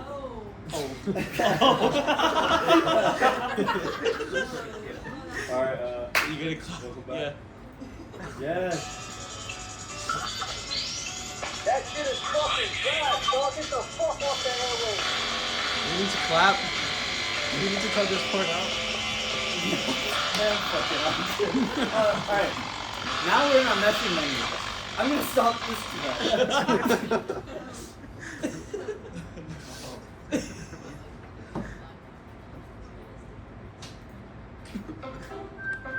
Alright guys. Welcome back. So right now, this is our. I'm so much happier already. Oh my god. This is our general page. Solver type, pressure based. Let's start with time, right, guys? Yeah. Do you guys remember what steady means? Yes. Oh, it doesn't change the time. Doesn't change the time. See how much better the energy is? I'm so happy right now. It doesn't change the time. What does transient mean? It changes the Changes time. the time. Now, guys, what do you think? If I check this box, what do you think gravity does? It's turned on, yeah. Adds acceleration. Yes, acceleration. It adds acceleration due to gravity, which is called what type of force? Gravitation. It is a gravitational force, but like when we apply a force to a fluid, there's like surface forces, and there's like Body. body forces. Yes, body forces. Yeah, that's a body force. It's applying a body force to our whole fluid. 2D space. This is choosing either planar, axisymmetric, or axisymmetric swirl. Don't worry about this third one. What do you think axisymmetric would mean in this case? Symmetrical of an axis. Symmetric about an axis. So if we, you guys have used SolidWorks, right? Yeah. All of you, hopefully. So if you do use a revolve tool, this is like if we took this sketch and revolved it around this axis, that's our actual geometry. So with a rocket, we can do that minus the fins. Yeah. And what's the difference with swirl? See, I told you not to worry about that, but I'll answer you. Swirl basically, okay, it's most useful if you have like some type of channel flow, and it's like a.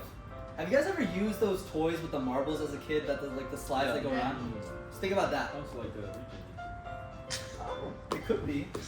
This guy's read Hoozle and Huang. I almost said the other one. Anyway, okay. Velocity formation, no, we don't have to worry about that. Okay, let's go back to solver type. This is important. When you look at pressure and density-based solver, what do you think a pressure-based solver solves for first? Pressure. Yeah. What do you think a density-based solver solves for first? Density. And like the pressure-based solver, like what type of flow do you think density is important for? Incompressible. Compressible, right? Because an incompressible density Doesn't doesn't change. matter. Yeah. So if we're having a compressible flow, we use a density-based solver. Also, the explanation I just gave is like half true, but like just imagine it's fully true. Yeah. Okay. That's everything here. Let's look at the mesh section. Wait, so does pressure not work if it's incompressible? You mean if it is compressible? Or yeah, sorry. See, it would work. It would just not be very accurate and it could diverge. Because, yeah, it's better if you're not accounting. It's better for flow where you're assuming the density is constant, right? Let's perform a mesh check. This will tell us if our mesh is okay. This gives us everything. Gives us our minimum, maximum, volume, stuff like that. Now, the important thing to know about mesh checks, sometimes you will have an error with your mesh check, right? And it will tell you, repair mesh. All you have to do is go here and click repair mesh. Yep, you guys got that. Let's look at our quality. Evaluate our mesh quality. Let's look at our orthogonal quality. Minimum orthogonal quality is around 0.4. That's really good. That's because we have this structured mesh, right? Remember, orthogonal quality is talking about here and here, how these centroids are with respect to the normal of the faces. Yeah? What's considered to be a good value? That's a good question. Depends on what you're working on. I think Adam said at SpaceX they use like 0.4 or something like that. But like, last year we aimed for around 0.2, 0.25. Especially when you're doing a volumetric unstructured mesh, that's a pretty good one. The higher your orthogonal quality is, the faster it's going to be to solve. Right? Because remember that helps with the finite difference method and the finite volume method. Right. Aspect ratio. This is a really high aspect ratio. Can someone tell me why it's so high? It's because of the bias. Bias, yeah, and the boundary layers, right? Whenever you have a boundary layer, your aspect ratio is going to be super high, right? It's just a given. These are viscosity models. We're going to talk more about them in a little bit. We're not done after this. But if you're here, options, don't worry about any of them, but the compressibility effects one, select if you're above Mach 1 or 1.2, or actually like above 0.8. Yeah. This is ridiculous. I'm not gonna pause this. I'll put it back when I feel sad. Let's go to the physics section. General is what we're on right now. Let's go to operating conditions. This is where we put in our operating pressure. Now, this is so bad. Okay, our operating pressure at 5,000 meters is 5.41 E plus 4, right?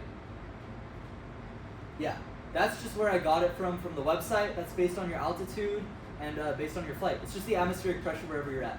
Any questions on that? You have a question? Would it not be minus 4?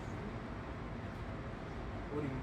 If the data table is giving you the number times 10 to the 4, would the actual number not be 10 to the minus 4, or did I just... Oh, good question. No, this is saying the unit is 10 to the 4 newtons per meter squared. That's the unit. So like if it gave you meters, if it gave you 10 meters, you're saying 10 times 1 meter. That's your scale. In this case, your scale is 10 to the power of 4 pascals. Because for dynamic viscosity, we did like 1 point whatever times 10 to the negative 5. It says negative 5 there. Oh, it does? I can't see that. That's my bad. It's not your bad. Come on. There's no stupid questions. And that definitely wasn't a stupid question. Alright. Yeah. Times 10 to the power of 4. And the reference pressure location, I just set it ahead because I'm assuming that's where like 1 meter ahead of this airfoil is around like here. I'm assuming that's where it's gonna be atmospheric pressure because it hasn't seen the airfoil yet. Cool. Reference value section. This one I don't like care about very much, but we'll run with it. This is just useful if you want to like get CD, right? I almost said CDA. If you want to get CD, your drag coefficient, you have to divide your total drag by your area. When you're doing a planar sim like this is called a planar sim, you're specifying a depth. That's why this is kind of arbitrary, because we don't really care about CD for this. We just want to see the contours, right? And the solver will actually like solve for this itself when it computes the reference values. But we can put in the density we know it is 3.7364, right? Something like that. Yeah. Depth 1 meter, area doesn't matter. So this is 0. Length is 0.3048. What's our temperature?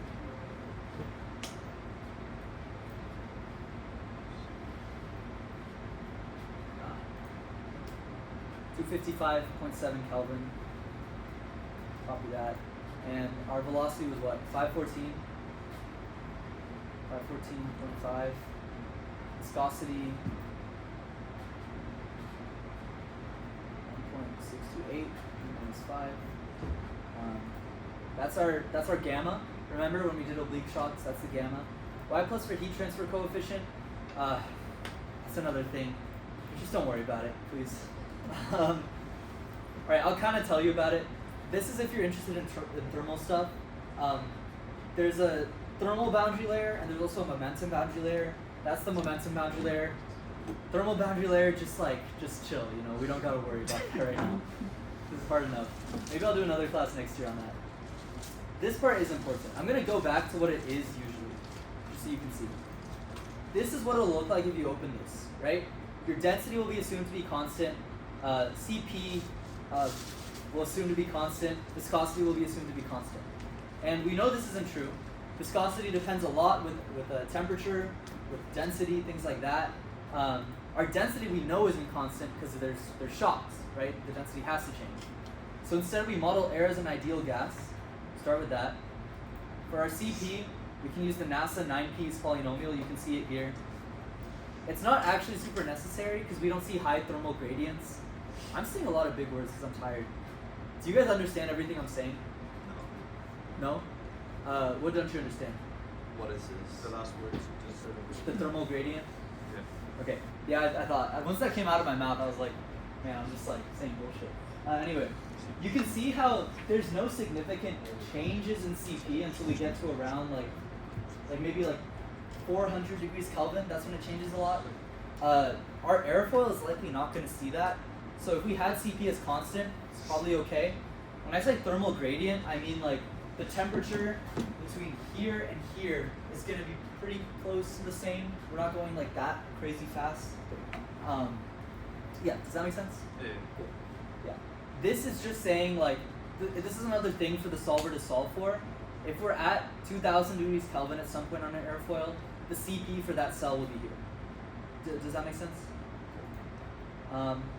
Viscosity, we use Sutherland, 3 coefficient method. You can see this is just another correlation, right? We use Sutherland because it's probably the most accurate method, but at least for our case. But you can see it's just saying certain temperature, different viscosity, right? Is everyone following so far? Yeah. Cool. Also, I have to say, I am getting quite tired, so if I start saying things that don't make sense, they might be wrong, just call me out, Thank you. Yeah, so we have this, we did this, did all of this stuff, and we set up our material. Now what's next is our boundaries. Something I forgot to mention in the meshing menu is we made something called named selections. So we selected these 2 boundaries here and just named it symmetry. You can name it whatever you want, it doesn't matter. I name it symmetry so it's easier for me, yeah? We clicked this one here, called it far field, because that's the furthest part away from the airfoil, yeah? We clicked on this edge here and called it the inlet, because that's where flow comes in. Is anyone confused by anything that I'm saying right now? We're gonna get into prescribing boundary conditions in just 1 second. And here we clicked here and named it outlet. Yeah? Good? Cool. I have a quick question for the inlet. The arrows are coming like radially. Yeah. Why is it this way and not like only in one direction? That's because it is in just that direction, but ANSYS Fluent is not displaying it like that. Okay. Because the default for this boundary condition for velocity inlet is normal to the surface. Okay. And when it's normal, like this is normal, right? Let's go to our boundaries though. This is our airfoil. Edit. And we set the type as wall. This roughness height is based off of a paper that me and Evan found that says that the roughness height for a rocket with smooth paint is 1.2 times 10 to the negative 3. If you wanted to verify this, you could, but we don't have like a wind tunnel or anything, so we don't. Roughness constant, that's default from Fluent, just leave it there. The shear condition is the no slip condition. Remember we talked about that before. And thermal, you're just gonna want to specify a temperature. I'm gonna set it to this. I'm just setting it to what we set the inlets and outlets to, because everything should be around the same temperature, right? It doesn't really matter what you set it to. It just creates weird stuff for the thermal boundary layer sometimes. But since we're not prescribing a heat flux or conductivity or anything, it's fine. Don't worry about the words I just said. Yeah, that's just for those at home, or those who want to know. Default surface, this is an interior. That's just saying this is where a fluid goes. Far field. This is a pressure far field condition. We didn't discuss this one because honestly, like completely honest, I don't think any undergrad or grad student would know exactly how this works. I can tell you right now, it's based off something called Riemann invariance, which maybe if you're cracked out of your mind, you know what that is. I don't. And when I looked on the forums, they were just like, oh, don't worry about it, just use it. So it's more stable for supersonic flow because it stays more stable with high gradients. That's my interpretation of it. But what it allows us to do is specify a Mach number, X component, and turbulent intensity is another thing. Okay. Are you guys okay with not worrying about that one? Because it has nothing to do with CFD. Okay, cool. Turbulent viscosity ratio also, it's not important right now. I don't want to confuse you guys anymore. I'm gonna put the music back on. I'm starting to feel sad.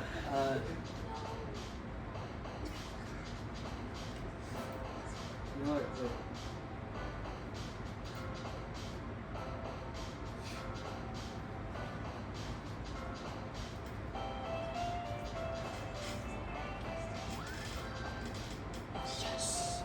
You like this? Which song do you want me to put on? Death by Glamour is good. Yeah, I feel like a fucking chud YouTuber right now. You know how horrible I feel listening to this song in front of a fucking audience? You have to speed up this entire process for the edit. Yeah, that's true. Oh, yeah. Oh my god, this is so bad. Okay, inlet. We prescribe a velocity inlet. What does that mean that we're specifying? Anyone tell me? The speed of the airflow. The speed of the flow coming in. And to answer your question, You said normal to the surface. This is what it would look like usually. Magnitude normal to boundary. And that means that it would look like these arrows, okay? But I'm specifying it by components. I'm specifying my x velocity in this direction is 514.5. Yeah, and you said y0. Sorry? You said y0, so like there's... Y0, so there's no flow going up, no flow going down, yeah. And remember, I'm keeping the same intensity and viscosity, same temperature too, because we don't want to, remember, our density is based on temperature now, because we're using ideal gas model, yeah? So if we have different temperatures here and here, density changes for no reason. That's bad for the solver. Alright. Alright, outlet. We're using a pressure outlet. We're specifying our gauge pressure. Remember? Specifying our gauge pressure. What is that assuming? Someone tell me what that's assuming. If our gauge pressure is 0. Atmosphere, it remains atmospheric. It's atmospheric. That means our flow has recuperated past these shocks, past whatever the airflow does, and become just like the rest of the air around it. Cool? And again. You didn't apply the one from the Oh, wow, Shen! Look at that. Yeah, it's true. Alright, symmetry. That is what I'm specifying for here. And I don't have to do anything, because it's symmetry, right? That's just what it is. And this wall, this will happen sometimes, where you just have a random wall, and it's probably some little part, because when we divided it, I probably had a little overhang that I didn't like select. So I just do it the same as every other wall. Wait, so did you designate these different like Yeah. these different surfaces, or is it? Yes. So when I went in the meshing software, I created a name selection. Have you guys created that in meshing before? You can do that. You can do that in Discovery. Are you confused? Sorry, you look really confused. Are you okay? Me? Yeah. You're just tired? Okay. Is anyone really confused right now? Okay. Nice, guys. When you're in the meshing itself, you can create a name selection, name it whatever you want. I name it symmetry and all these things so that I can, like, when I go into the software, I don't have to recheck everything. I know what it is. And then you typically, if you name something inlet, Fluent will assign it a velocity inlet. If you name something symmetry, Fluent's going to assign it symmetry. Outlet, it defaults to pressure outlet. Basically, it's defaulting to everything I want it to. And anything that it's not, is not symmetry or whatever, it defaults to a wall. That's just some extra information for you. I think I've given you a lot of extra information. Okay, so now we have all of our boundary conditions set. What's the next step? We have to do the actual solution. Now, implicit, all of these things don't change. Fluent knows what it's doing with these. Unless next year you get really cracked at CFD. I've changed these like twice or 3 times ever have I had to do that. In like the year that I've had to do horrible CFD that made me want to like, forgot there's a camera. Anyway, yeah, just don't worry about these. But these you do change. Warped face gradient correction. Remember, I said that our cells are really high aspect ratio because of the boundary layer. One could say they're warped. That's why I use that. This should be selected by default. Don't worry about higher order term. You can use that sometimes. Convergence acceleration for stretched meshes. Our boundary layer is stretched, so I use that. And high-speed numerics, we're going fast, so I use that. Is that clear to everyone? Yeah, cool. And now we're gonna get into the fun part, coordinate number. Coordinate number. How deep do I want to go about coordinate number? Okay. There's information that is passed from cell to cell. Remember, we established that's how this whole thing works. Can someone tell me? There's one specific word or like term to describe how CFD works in the back end. Someone tell me. Almost. That's one. It's close. Finite something. Finite volume method, right? So we're worried about how information, we're not worried, but we care about how information propagates from cell to cell. Coordinate number tells you basically like how much of a cell it propagates through in a specific like given amount of time. So the important thing you need to know is if your coordinate number is above 1, it starts using corrections, and that's not good. We don't want corrections. If your coordinate number is too low, the information is propagating really slowly. So at each iteration, you're going to see your residual go down like 1 e minus 5 each time. If we want to get from a residual of 1 to 0.001, and we're taking steps of 1 e minus 5, that's like a lot of residuals, yeah. Wait, what's a residual? Oh! We're going to get to that. Let me give you a quick definition so I can explain this. You guys remember the Navier-Stokes equations? If we move all the terms to one side, what's on the right-hand side? 0. 0. So, if we're doing an approximation, the difference between 0 and our result is called a residual. Right? Residual is what's left over from our approximation. So basically it's how far off is our solution to what's expected. Does that make sense? Like you'll see when we run this, there's going to be a residual for continuity, momentum, energy, and then K and omega and all of that stuff, yeah? It's basically giving you like, some solvers use the minimum, some use the mean, but basically cell to cell, let's say that mass flow rate out here is 1.01, mass flow rate in here is 1. What's our residual? 0.01, yeah? Great. Our residual for continuity would be 0.01. Does that make sense? Cool. We'll go more into depth about residuals when you actually see the plot. But yeah. This, basically, the lower you go, the slower your residuals go down. The higher you go, the quicker they go down, but they could also end up going up and diverging really quick. Under relaxation factors, this is my favorite part, okay? It's like, oh, this one's really cool. Okay, anyway, under relaxation factors, if you look at CFD engineers, if you look on LinkedIn at them, because I get a lot of those posts, there's all these like computational methods to determine like, okay, what's the best, like what's my inflation layer, what's my boundary layer height? And then you get to under relaxation factors and then people are just like, oh, like 0.6 is pretty good or 0.2 works for me, and it's like so arbitrary, it's so dumb. But I put 0.6, this is the setup that I've been using and it seems to work pretty well for me. You can tweak it if you want. It's kind of similar to core number where the more you under relax something, the less the changes in it are going to be, right? So yeah, does that make sense to everyone? Cool. Now, hybrid initialization, basically initializing the flow field is kind of solving it over it and setting the initial parameters for your velocity at each point, and then when you do iterations, it builds off of that, okay? So when you do hybrid initialization, what it's doing is it's kind of letting the solver have more freedom in determining what goes where. Standard, you would have to specify a lot more things yourself. We use hybrid, go to more settings, external arrow favorable settings, unless you're doing internal flow, in which case you would not use that. Explicit under relaxation factor, okay. This is another thing where it's arbitrary.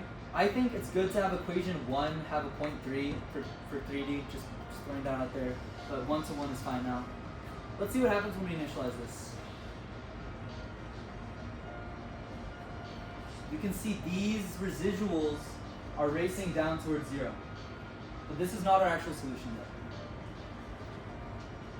That's the residual for the initial condition? Residual for the initialization itself.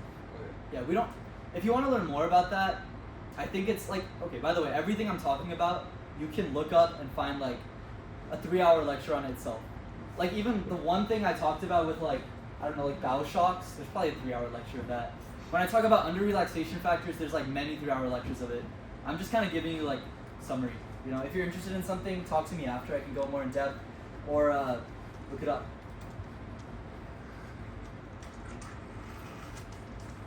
Please don't crash.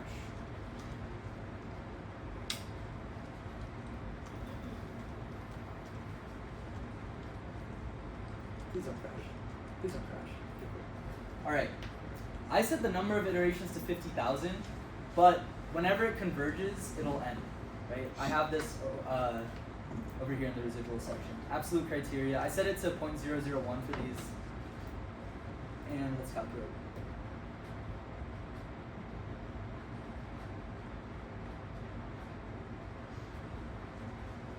Now this is actually running the solution. It's solving the Reynolds average Navier-Stokes equations across each cell, using the finite volume method, using the viscosity models, And this is just basically doing everything we talked about right now. And it's not doing it yet. Yeah. Do you not care about the CD report? For this case, I don't. If you're doing it, I would. This is just kind of it's a demonstration, right? Right now it's saving everything.